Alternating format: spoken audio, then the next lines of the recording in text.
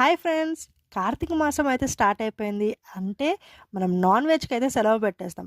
Non వెజ్‌కి అయితే సెలవు పెట్టొచ్చు గానీ, మన టేస్ట్ బడ్స్‌కి మనం ఎలా సెలవు పెడతాం చెప్పండి? అందుకే ఇవాళ నేను నా లంచ్‌లో పన్నీర్ ఫ్రైడ్ రైస్‌ని చేసుకున్నాను. ఎంత టేస్టీగా ఉందంటే, కార్తీక మాసంని కూడా మనం హ్యాపీగా ఎంజాయ్ చేసేయొచ్చు. ఆ పన్నీర్‌ని మంచిగా మ్యారినేట్ చేసి, దాన్ని ఫ్రై చేసి, ఆ తర్వాత మంచిగా వెజిటబుల్స్ యాడ్ చేసి, ఈ ఫ్రైడ్ రైస్ చేసుకుంటే ఎంత టేస్టీగా ఉందంటే, అసలు పన్నీర్ పీసెస్ తగులుతూ, మంచి వెజ్జీస్ తగులుతూ చాలా బావుంది.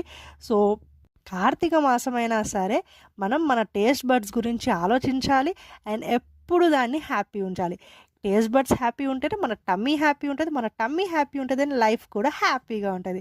సో, అందుకే మీరు కూడా ఇలాంటి మంచి మంచి వెజ్ రెసిపీస్‌ని ఎంజాయ్ చేయాలనుకుంటే నా ఛానల్‌ని తొందరగా సబ్స్క్రైబ్ చేసుకోండి. అండ్ ఈ కార్తీక మాసాన్ని ఎంజాయ్ చేసేయండి.